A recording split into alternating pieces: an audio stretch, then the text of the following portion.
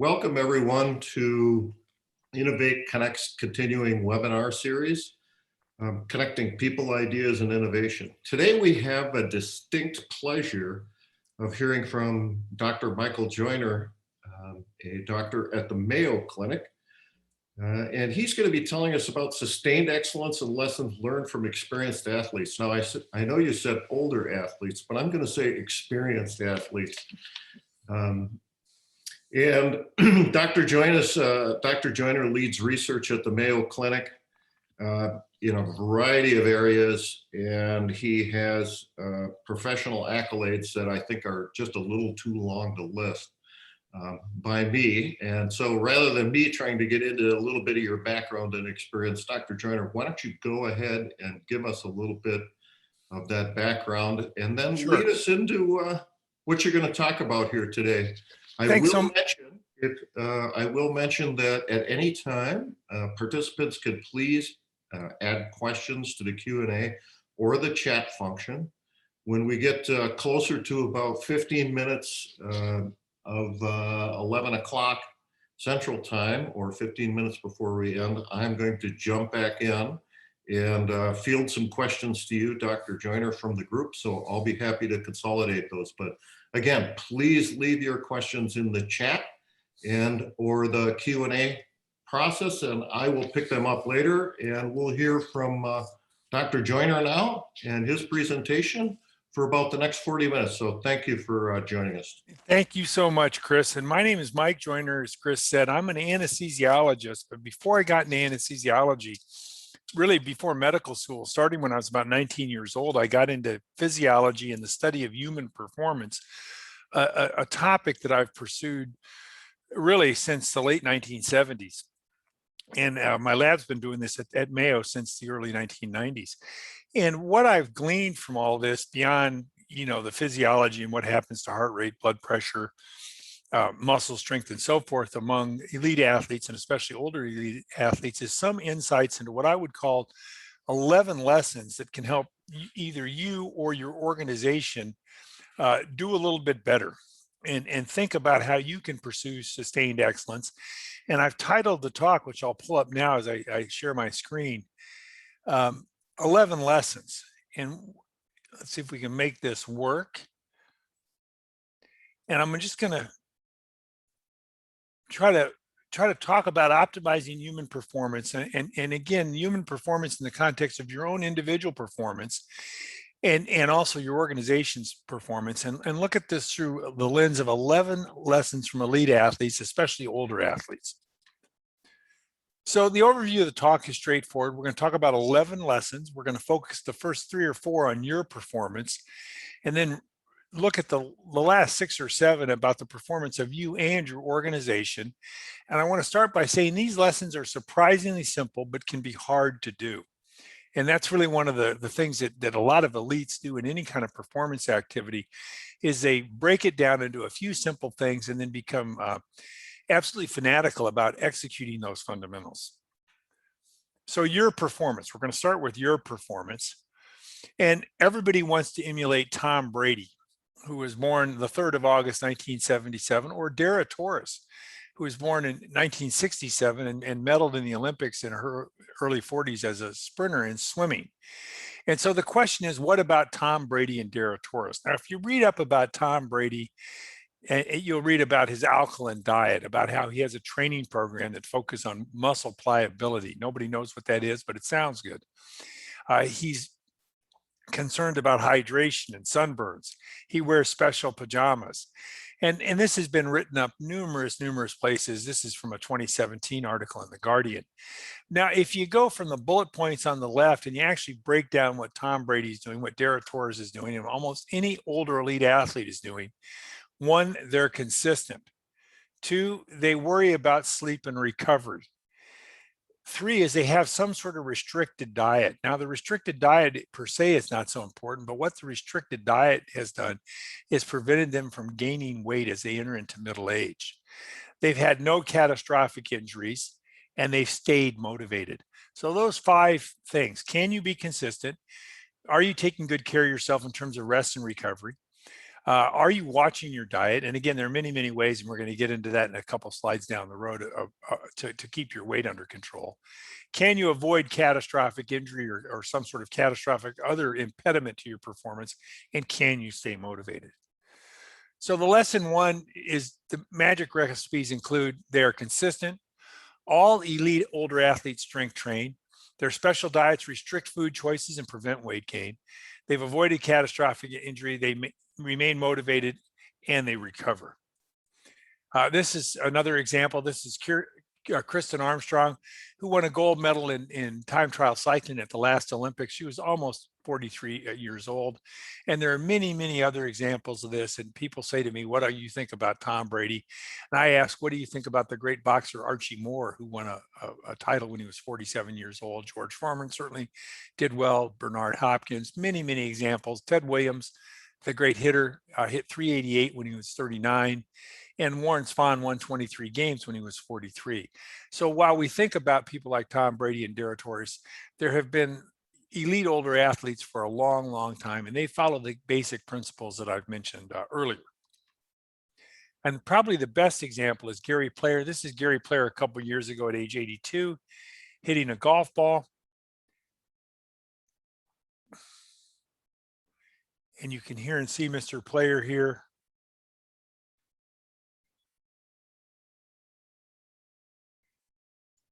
And I will only say that Gary Player's swing and delivery is better than mine. And you can also see Jack Nicklaus struggling to walk up to the tee box. So strength training for everyone is one of the things that's really changed in the last 30 or 40 years since I started studying human performance. Here's Mark Spitz with his 7 gold medals, and you can see that he looks fantastic there in the early 1970s. And here's Michael Phelps 40 years later. So clearly Mr. Phelps was doing something different than Mark Spitz, but I would argue that a whole lot of that had to do with what he was doing in the weight room. Lesson 2 is adherence matters. Now, when I'm doing this in front of a group, I always ask people, do you think there's a special diet, high carb, low carb, whatever it might be? And this is really an interesting thing about weight loss from 3 or 4 named diets. This is the Atkins diet, the Zone diet, the Weight Watchers plan, and the Ornish diet. And a very large number of people were studied and followed over a year. And on average, they didn't lose a whole lot of weight, only a couple kilograms. But you can notice here that there was a lot of variability in how much weight they lost. And you can see here that that variability was explained almost exclusively by what's called their dietary adherence score. So no matter what diet you were on, if your dietary adherence score was high, you lost close to 20 kilos. If your dietary adherence score was low, you lost almost no weight. So almost everything I'm going to talk to you about today, whether it's diet, whether it's exercise, whether it's anything, works if the plan is followed, So when people ask me, what is the best diet? What is the best exercise program? What is the best plan for this, that, or the other thing? It's one that you can adhere to. It's always one that you can adhere to. So lesson 3 is it doesn't take much. Now, this is data from 650,000 adults. And this is what's called the hazard ratio of mortality, which can be sometimes difficult to understand. But this is years of life gained. And this is leisure time physical activity. So as soon as you start to do a little bit of leisure time physical activity, and this is about 30 minutes of brisk walking per day, you start to increase your life expectancy. And you notice that with just 30 minutes per day, you get about 3 years. If you go way beyond that, you might get 4 or even 5 years. But the point is, it doesn't take much to get a whole lot of benefit from something like exercise in this case, and also from watching your weight. This is another example. Back in the 1960s, NASA became concerned about what was happening to the astronauts when they got off of the space capsules after just a few days or even a couple of weeks of weightlessness, zero gravity. And they noticed that these incredibly fit fighter pilots were incredibly deconditioned. So they commissioned some of my colleagues at the University of Texas Southwestern Medical Center in Dallas to study what happens to humans when they undergo bed rest. Now, these are 2 university athletes. This is something called maximal oxygen uptake. This is a high score. These are 3 sedentary young college-age males. This is about what you would expect. And you can see that they did 3 weeks of bed rest, and they had a dramatic reduction in their physiological function. So this number, which is really kind of your treadmill score, dropped about 20 or 30% in all of them. They then brought these same men back. They found them 30 years later in 1996. And look at this, 3 weeks of bed rest inactivity was the equivalent to 30 years of aging in terms of their exercise capacity.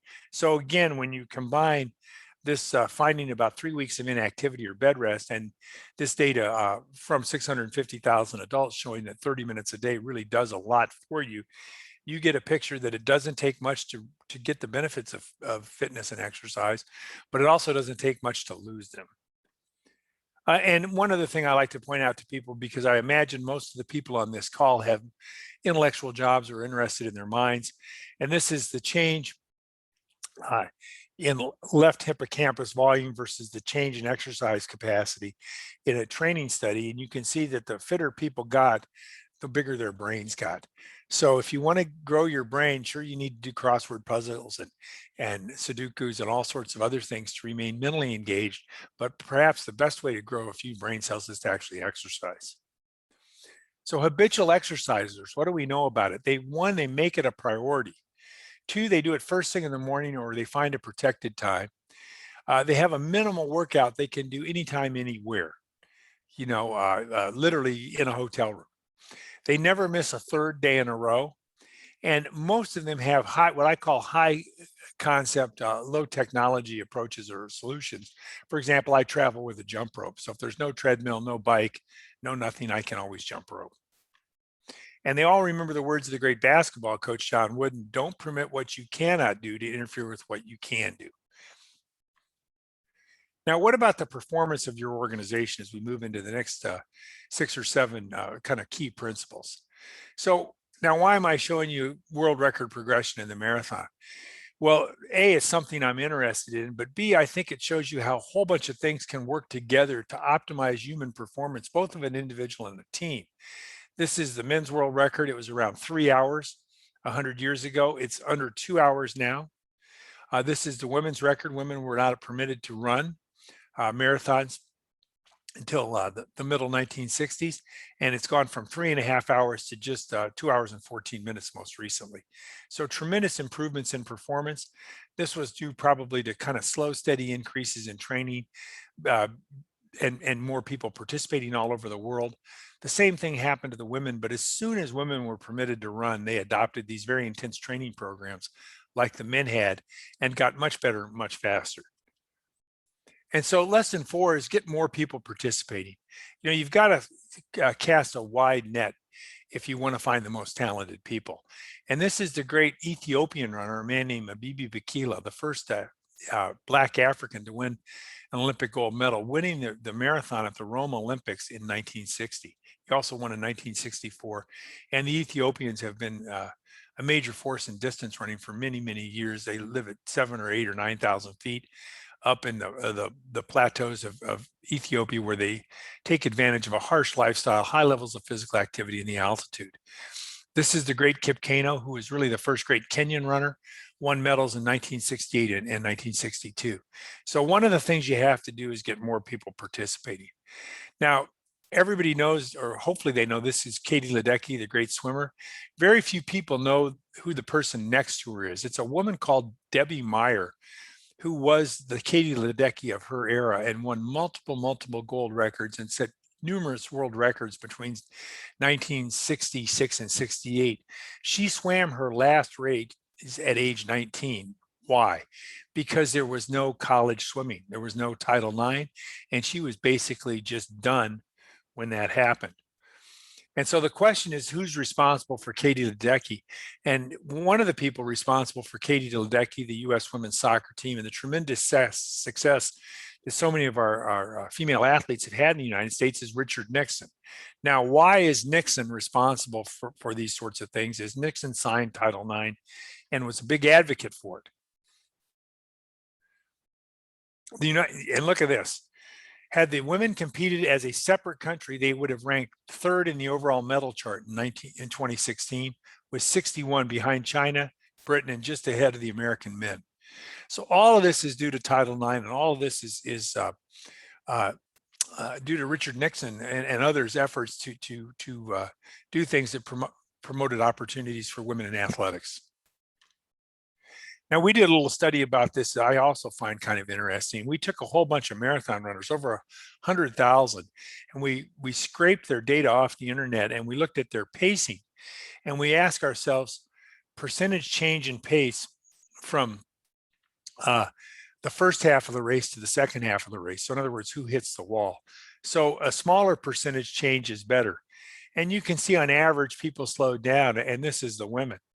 But the men slowed down much, much more than the women did.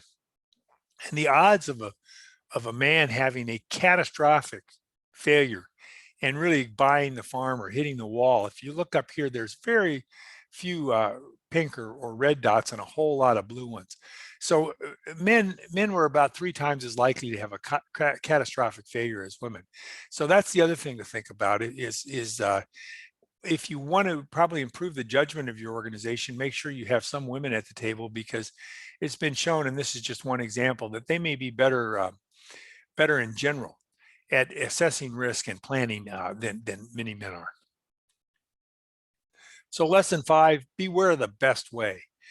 Just like we're concerned about the best diet or the best fitness program, the best way is always troubling when people say, hey, do it this way. Now, why do I say this? This is a shot from the 1964 Olympic 5,000 meters. And here you see Bob Schul, Bill Dellinger, and Harold Norpoth. The gold, silver, and it was Norpoth, and bronze was Dellinger. And these men trained incredibly differently. The winner, 719, Bob Schul, did nothing but high intensity training all day, literally twice a day, all year, and never ran hardly farther than 400 meters in training. Now, he might run 20 times 400 meters with a 200-meter jog, but he did really no long distance running per se, only sets of sprints and intervals. Norpoth, 209, on the other hand, did almost no sprinting and just did a whole lot of long runs with some faster runs once in a while. And Dellinger did a combination of things. And so what you can see here is that these people were within a second of each other, using very, very different approaches. And really any one of them could have won on that wet day in 1964. So what I tell people when they say, oh, Dr. Joyner, you need to write a book about running, or what are the secrets to success in distance running? I tell them it's the running haiku, which is run a lot of miles, some faster than your race pace, rest once in a while. So again, like I talked about with the Tom Brady analogies, is people work hard and they're consistent. They push it, that's line 2, but they also recover and rest.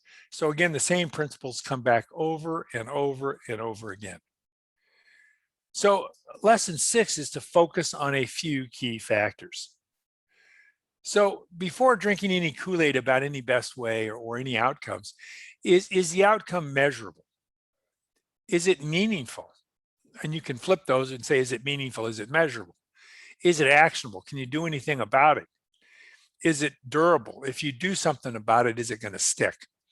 And I would say we tend to get distracted by the latest and greatest, and we frequently fail to ask, what can you stop doing? And I like to tell people that to be a maximalist, if you look at these individuals who've succeeded over time, they're maximalists, but they have first become minimalist. They have stripped all the distractions away that they can, boiled it down to the fundamentals, and done them over and over and over again. And so this is a thought I had a long time ago, and this again gets back to the marathon. So what happens if we had an athlete that had the very best properties or the very best values for the 3 things that are thought to influence marathon running? VO2 max, this is maximal oxygen uptake, that's the size of your engine. Something called the lactate threshold, think of a car and think of the red line or the tachometer on a car. That's the fraction of your maximum you can sustain, and then how efficient are people. When I made this model back in the early 90s, the world record was 206.50. I predicted somebody might break 2 hours. And in fact, somebody has. And that happened, or at least the first shot at it was in May of 2017, when the great Eliud Kipchoge, in conjunction with Nike, attempted this at the at Monza, the racetrack. And what they did is they had a loop course, they had pacers, they had shoes, and they had a special carbohydrate drink for Mr. Kipchoge to consume while he ran. And he ran 2 hours and 25 seconds, taking almost 2.5 minutes out of the record. Now, this was kind of an exhibition.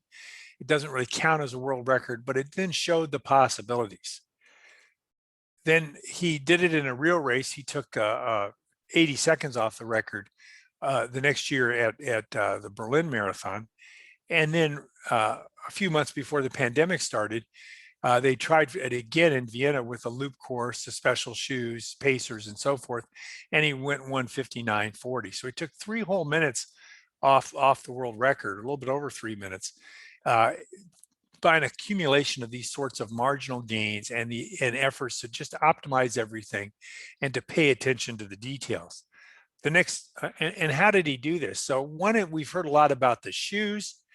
And one of the things that's happened over the years is people have learned how to engineer running tracks so that the recoil properties of the track are in tune with the elastic properties and muscular properties of the legs. Now, what Nike did is simply say, can we put the track in the shoe? And here's a traditional racing shoe made by Nike or made by Adidas. And you can see this is how much the midsole deforms, in both cases about 6 millimeters. And you can see that the difference between these curves is how much energy is lost or returned. So 65% and 75%. And here you have, as a result of this carbon plate and some special foam, you have more deformation and you have 87% energy return. So that helped Mr. Kipchoge run a little bit faster.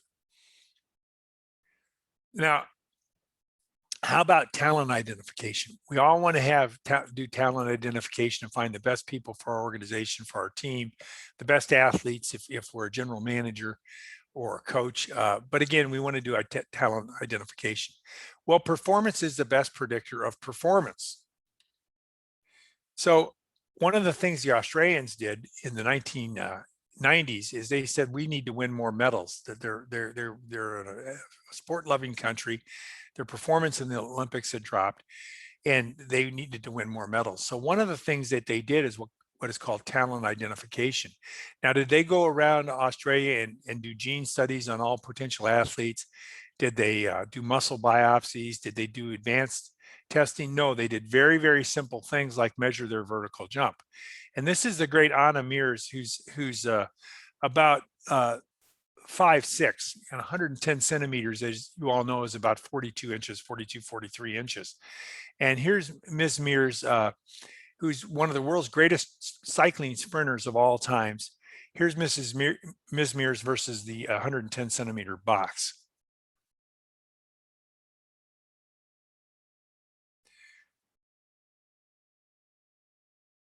Notice she's wearing shin guards.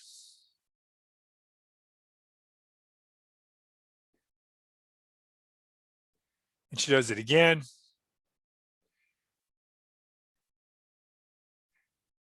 I think she's going to do it maybe one more time here. So I don't think you need a muscle biopsy or a gene test to tell you that Anna Mears had a lot of power and would be a gifted sprinter based on that box jumping demonstration. The British have become very, very successful at rowing. And we all think about Oxford and Cambridge and the elite schools in the United Kingdom supplying rowers, but it turns out most of the rowers in the success of the British program in the last 10 or 15 years haven't come from Oxford and Cambridge at all.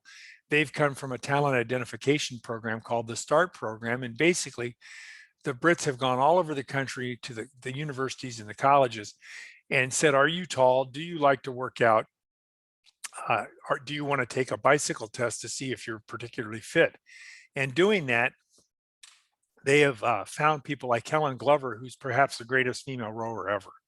So again, they didn't go out and do sophisticated testing, do 23andMe or anything like that. They just simply went and found the people that looked like prior champions, tested them, and then trained them to row.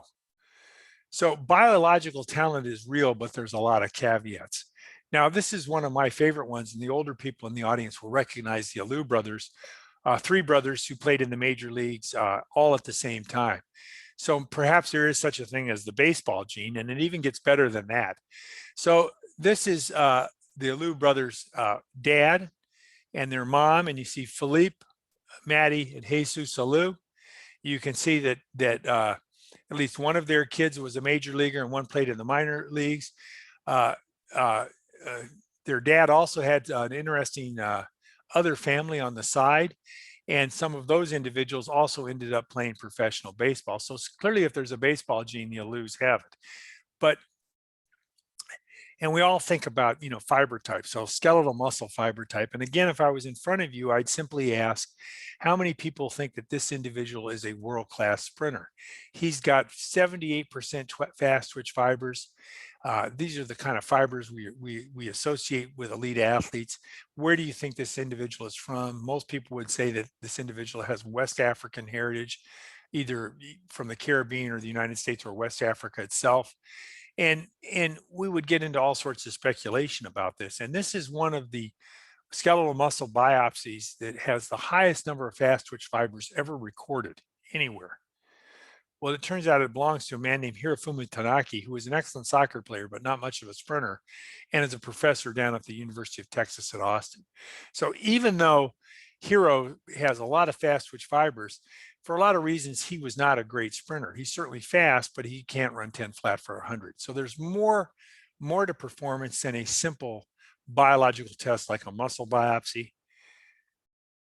And again, if you start looking for common variants, common genetic variants that explain things like world-class endurance athletes, world-class sprinters, it's very difficult to find them. So it's a very complicated and tangled story.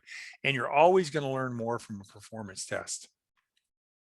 This is Steve Magnus. Steve took a 23andMe test. Stephen, your fast twitch muscle fibers likely have the alpha actinin 3 protein. You're a sprinter power muscle type. Well, it turns out Steve was an excellent distance runner and is a coach now at the University of Houston.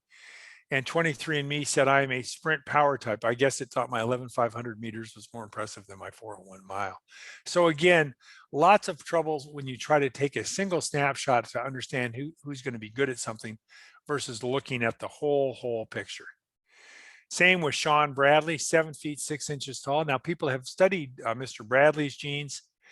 They've shown that his gene score, that the genes that predict height are way out here for him compared to a number of other people in Utah. But despite this, his height score only predicted him to be about 10.232 millimeters taller than average. That's 1 centimeter. So clearly there's a lot we don't know about how all of these things at a genetic or muscle fiber basis really impact what ends up happening to a whole human, and how a man like Sean Bradley, in fact, gets to be 7 feet 6 inches tall.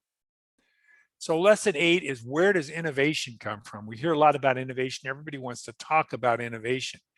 One of the most innovative things that's happened in sports in a long time was the change in high jumping. And here's what it used to look like. And again, I saw people high jump this way. For those of you that are under 45 or 50, you may never have seen this.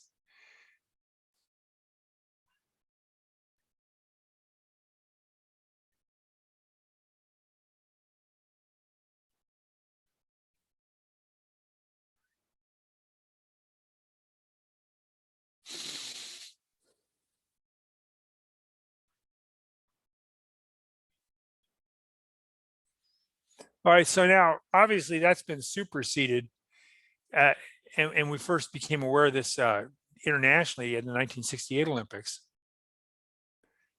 And here's what it looked like. Excuse me, I don't want to go there. I want to.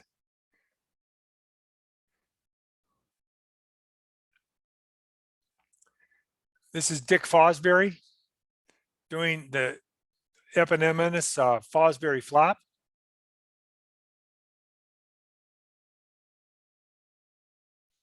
So the question always become, who invented the Fosbury flop? And people always say Dick Fosbury. And certainly he's one of the inventors. But at the same time he was inventing the Fosbury flop, a 13-year-old girl in Canada who went on to a long career named Debbie Brill started doing the same thing. So, and Fosbury had invented his technique in high school, and as had Miss Brill, even as a junior high schooler. And it's really interesting to think that this was not mandated by the International Olympic Committee. There was no task forces, there were no committees, and no IT resources were required to make this innovation. So a lot of times innovation comes from odd areas and really from people experimenting outside of the mainstream. And we need to be open to that. The question then becomes is what technical innovation facilitated flopping? Really, really straightforward. Better pits. Nobody's going to land on their back in old pits or in a pile of sawdust or sand. And once pole vaulting pits improved, high jumping pits improved next, and that really revolutionized technique in the high jump as people experimented with different ways of doing things. Now, buzzword bingo, you're all of you who are in industry are hearing a lot about, and we're hearing about it in medicine, artificial intelligence, machine learning, big data. And really what the people who study this, and I guess I'm one of them, will tell you, is what to look for is not these sorts of machine solutions, but human centaurs.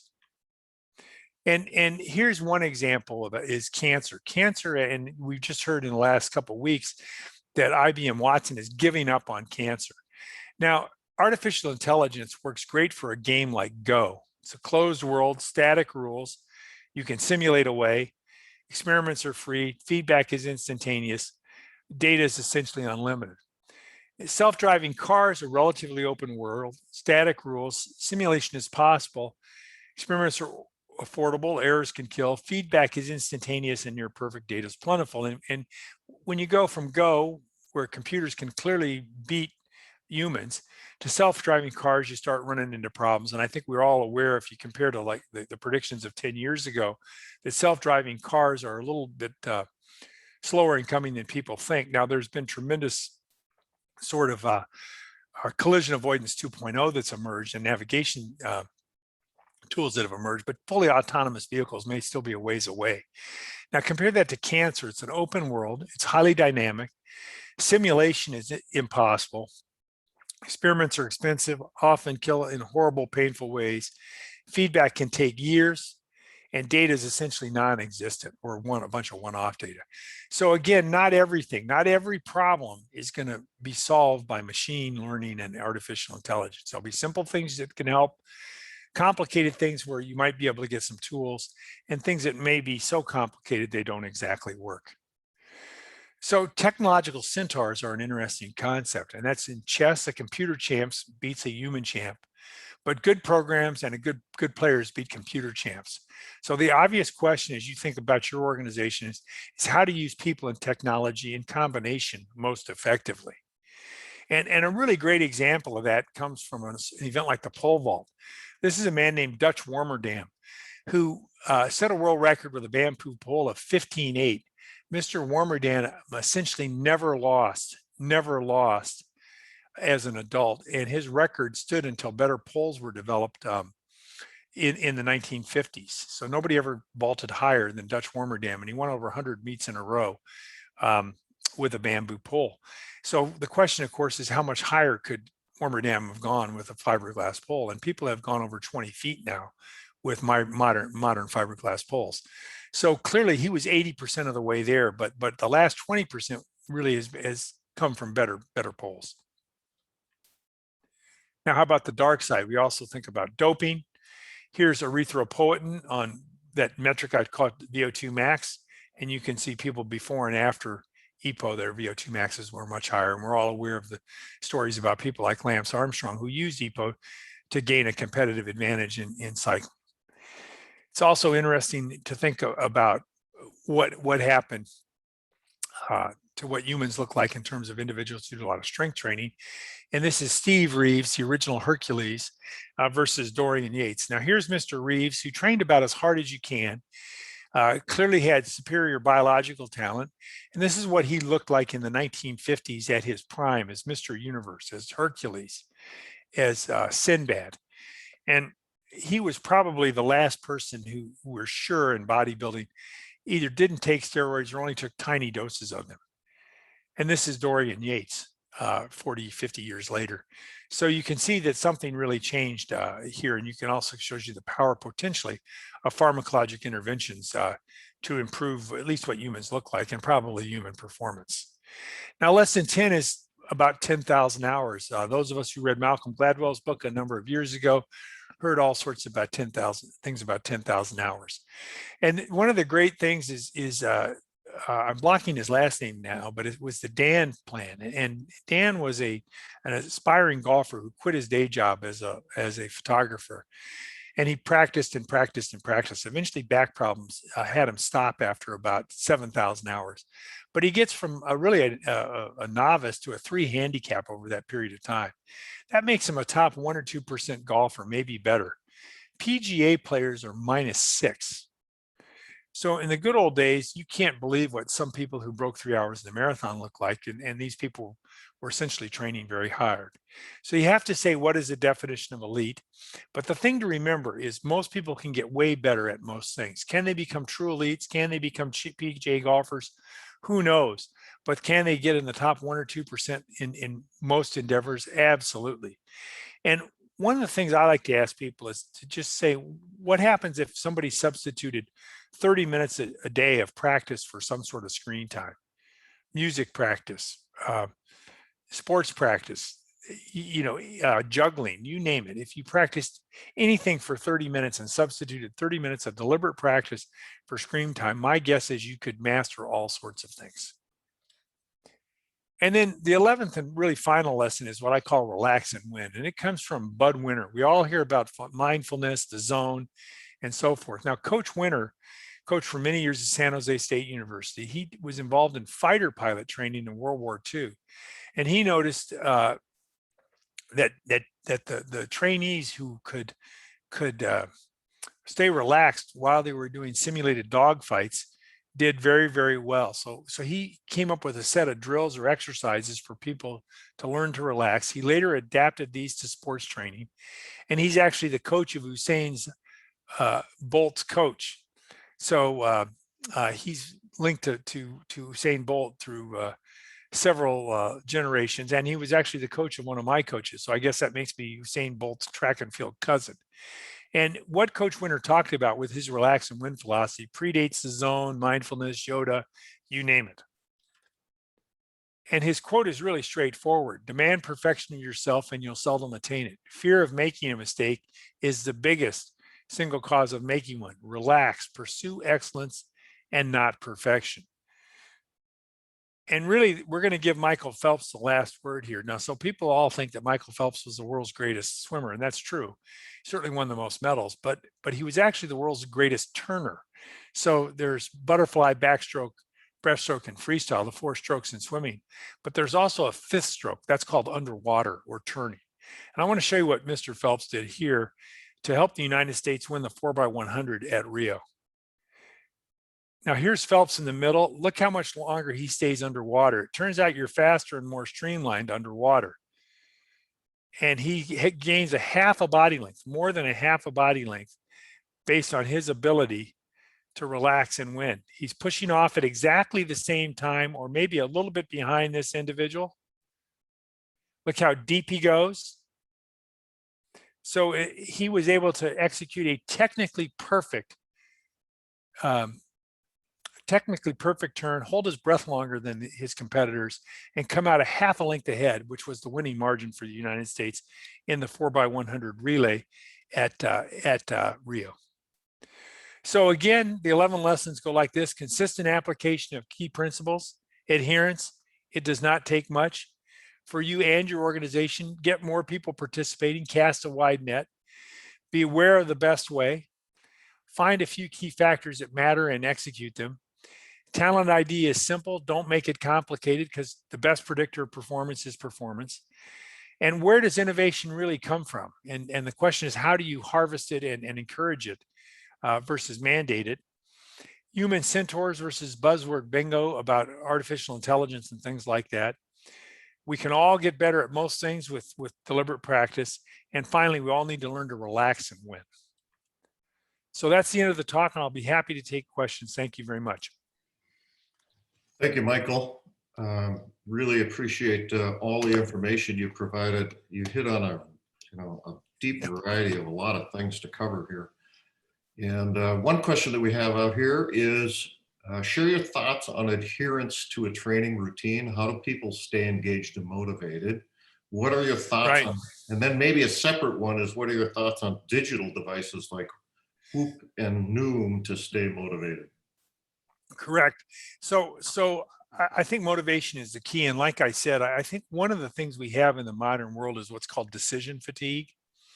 And one of the things I found most interesting, whether it's Jobs and always wearing the same clothes, or Nick Saban having the same thing for breakfast every morning, is a lot of highly successful, focused people reduce the amount of decisions they have to make in life. So they really develop strong routines so that that brain space can be used for other things. And I think that's one thing to think about. And that's one of the reasons, one of the ways people build exercise into their routine, do it first thing in the morning, for example, have a buddy system. The data on digital devices and adherence is most interesting. And I think that some people have called Fitbits quit bits because they become sort of like the exercise bike in grandma's basement. It was used for a little bit and then people quit using it. Other people, I think people that are more quantitatively oriented like them. So I think, and again, the people who purchase those things are typically people who see some connection between their behavior and an outcome. So certainly, I think it's been helpful. Peloton has made some interesting claims and has some data that people have been very adherent to their devices during lockdown. So I think, again, some people are going to really respond to that sort of technology. Other people, maybe not so much. So if they work for you, use them. And if they don't work for you, try some other technique to keep yourself motivated. Great, thanks. Great advice. So one of the things that you shared was um, in the programmatic excellence, you want your outcomes to be meaningful, measurable, Yeah, actionable, durable. We talk about that a lot in the business world. I'm not surprised at how many people actually don't measure those things. right. As it relates to the success of the people that you've worked with, what percentage of people do you see that really hold to that mantra? Well, I think the advantage in sports is measurable is pretty easy. You either go faster or win a game, hit more home runs, whatever it is. So those sort of kind of end result, the putt goes in or doesn't go in metrics are pretty easy. And they're obviously meaningful. One of the things that's really interesting though is, the correlation between like 40-yard dash time and performance later in the NFL. Now, 40-yard dash time is certainly, measurable. And is it meaningful? Well, if you compare somebody who runs a 4.3 versus an 8.3, sure, it's meaningful. But when you get to a narrow range where everybody's between 4.3 and 4.5, maybe it's not so important. And that's been one of the things that so people really get obsessed about what's measurable, but they also don't think about the range of people they're measuring it in. The same is true with vertical jump and rebounding in basketball. There's a whole lot more to rebounding than your vertical jump. And as Larry Bird pointed out, 90% of the rebounds are taken beneath the rim. So positioning and so on and so forth. So I think you also have to say, A, it's meaningful, but when you think of a surrogate marker, vertical jump, 40-yard dash time, that may be measurable, you have to ask yourself about the range of people you're using it in, and is it going to be measurable in that cohort? Then is it actionable? Sure. Can you make people faster? You can help them jump higher. Absolutely. And is that durable? Yes. Now, on the other hand, if it's something and you're a general manager of an NBA team, height is generally important in basketball, but individual players can't do a whole lot to get taller. So your solution there is to maybe trade for taller people if you think you have a deficit of tall people.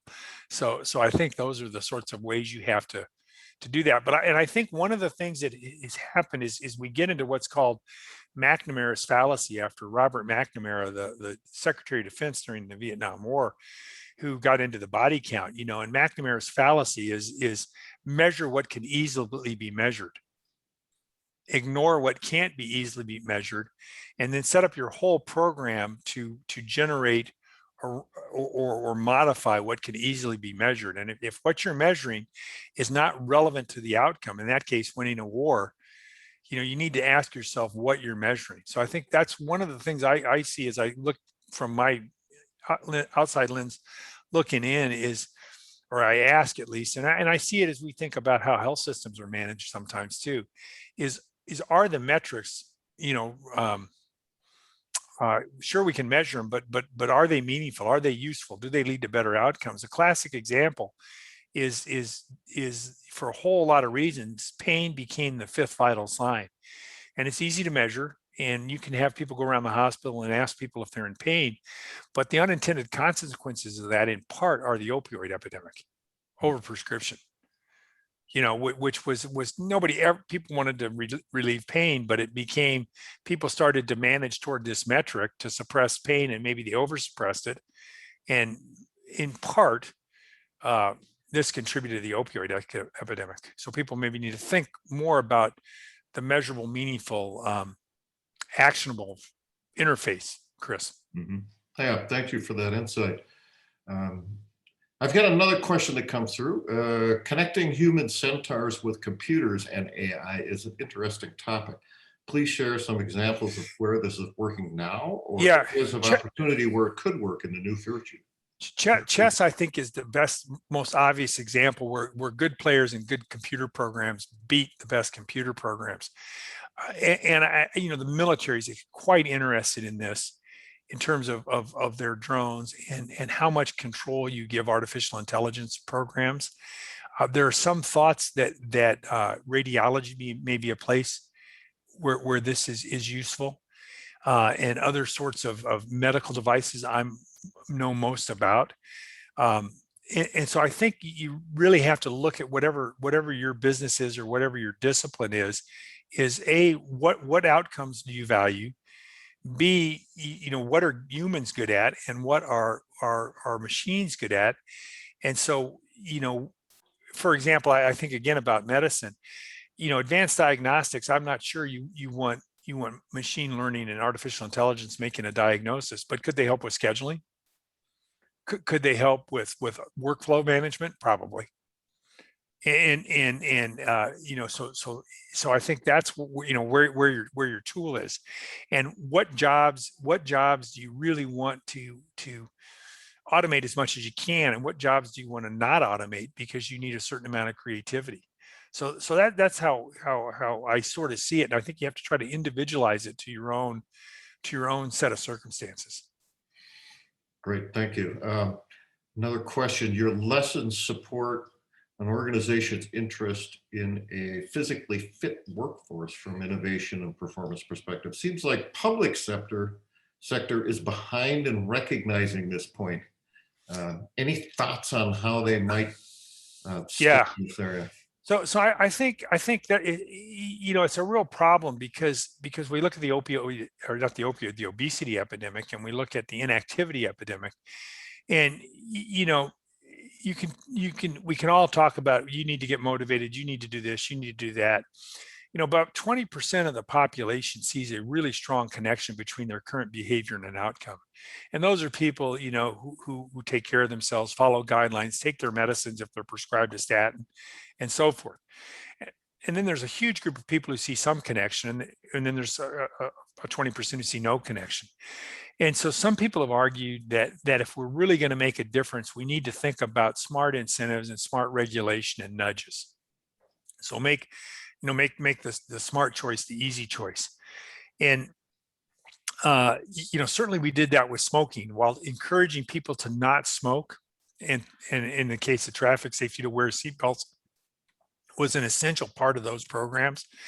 Regulation actually played an important role as well, making it more difficult to buy cigarettes, taxes, getting rid of vending machines, no smoking in bars and restaurants, that sort of thing. And the same is true with airbags. And now, I mean, I have a relatively late model Toyota, and it would be, I mean, you could crash the thing, but it wouldn't be like you wouldn't be warned before you drove it into somebody. And especially if you're out on the freeway, there's some distance ranging stuff that will actually kind of put the brakes on for you. So I think the question is, how do we use that sort of technology? How do we build offices in a built environment? There's a bunch of data. I saw something about the other day where somebody had turned the stairs into a piano keyboard, and people could go up the stairs and play tunes, or come down the stairs and play tunes. And they had a before, and they had an elevator, an escalator next to it, and they had a before and after. And the number of people who opted to play the piano versus take the escalator changed dramatically. It was about 80-20 escalator to stairs, and it went to about 80-20 stairs to escalators with a piano keyboard, people playing tunes as they went up the stairs. I thought it was pretty cool. Very clever. Yeah, what a great approach. Another question. So you've been involved also in convalescent plasma. I sure have. Other things related to COVID, and you've been, as a researcher, probably observing a lot of the behavioral change that we've had around in the last year or so, let's say. So do you have anything to say about the speed or velocity increase in that innovation throughout this last year and a half or so? What I would say, what's been really interesting to have a front row seat is first of all, if you don't know who a man named Peter Marks is, I would Google him. He's kind of he's the head of a part of the FDA called CBER, MD, PhD, and had been in industry before. And Peter is the person who really figured out the vaccines and other therapies, including convalescent plasma and the monoclonal antibodies, that they could be developed very quickly. And because he had a background in industry, Peter figured out where the dead space in the system was, and what could be done in parallel versus normally done in series. And he worked closely to get rid of that dead space. So we hear a lot about the innovation at the level of the funding and at the level of the actual what the drug companies did. But Peter really saw a way to streamline the entire bureaucracy and whip it into shape. And it's really reminiscent of what the folks did who were working on the Apollo program, the engineers working on the Apollo program, or General Groves did with the Manhattan Project. So just a superb, obviously a physician, scientist, but a technocratic genius, in my opinion. And he and I worked closely to get this thing going. And I think that's one of the things that you have to always ask yourself whenever you're looking at a process is what can be done in series, what can be done in parallel, what can you stop doing, what does or doesn't add value, and what kind of risk are you willing to take? For example, we had about 94,000 people get convalescent plasma, about 105,000 people consented. Normally, consent forms have to be done in person. There are these long documents, and they can be a bit confusing. We had a 1 or 2 page document. We had to come up with novel ways to consent people because they were in isolation. And when we needed in Tampa documents in Haitian Creole, we crowdsourced the translation. All of that would have been impossible before this. And we were able to do things like that. And we developed many things about the way clinical trials are done are paper processes. And we figured out a way to do it online. Now, my colleague Scott Wright at Mayo had thought about this for many years and tried it once before 15 years ago. It didn't work, not because it was a bad idea, but because people hadn't been buying stuff on Amazon, and people just weren't facile with this, but they were very familiar with it now. So it was quite straightforward. So I think, again, what can you stop doing? What can you do in parallel versus in series? What steps add no value? And then, how do you also mitigate your risk in the case of the vaccines? There were 4 or 5 strategies to develop vaccines, and they picked the 3 or 4 best ones and had 2 companies working on each of those 4 strategies or 3 strategies. So that also increased their odds of coming up with a success. And again, that was Peter's idea. So I think those lessons could be, what do you call it? Codified and learned. I saw somebody made a comment about lean principles, and they were lean principles. Nobody was calling them lean principles, but the people who gravitated toward this, I think, had a sense of it. Fantastic. One last question I think we have time for, and we're going to maybe have to answer it quickly. Interested in your thoughts on applying these concepts to mental health improvement? Any research on that? And I think there's mental health in two ways. How do we treat people outside of the hospital and that sort of thing? And then your own personal mental health. And certainly, physical activity has been shown to be one of the most potent antidepressants there is, and one of the most important things. And I think, one of the things we struggle with, and the pandemic, Chris, really has highlighted this, is issues related to what's called locus of control. All of us who felt we had so much control over our environments learned maybe we don't. And we had sort of an equal opportunity biological thing out there stalking us. Mhm. And so I think one of the things that whether you're talking about lean principles for you or your organization, the principles I talked about is this is about focusing what you have what you have control over. Don't permit what you cannot do to interfere with what you can do. And I think if we all kept our eyes on that mantra, we'd all, and it's the change prayer and all that other stuff. We'd all be a hell of a lot happier. And one of the nice things about getting older is you probably get a little bit better at focusing, understanding what you do and don't have control over. So I think that's the lesson coming out of this is what do you have control over? What are you going to do? And what are you going to do about it? Wow, and I think that's a powerful note to end on. So Yeah. let's do that. Let's improve our mental health, and let's have recognize what we do have control over. So thank you, Michael, Thanks much. for joining us today. Really appreciate it. You've given us a lot to think about. Just for the audience and others, this has been recorded and it will be posted out on Innovate Connect's website as well. So if you want to re-review it and see again some of the notes from Dr. Joyner's presentation. And I wish you all a good day, and we'll probably see you in another innovative topic next month. So have a great day. Thanks much, Chris. Bye now. Thank you for inviting me. I really appreciate it. Bye-bye.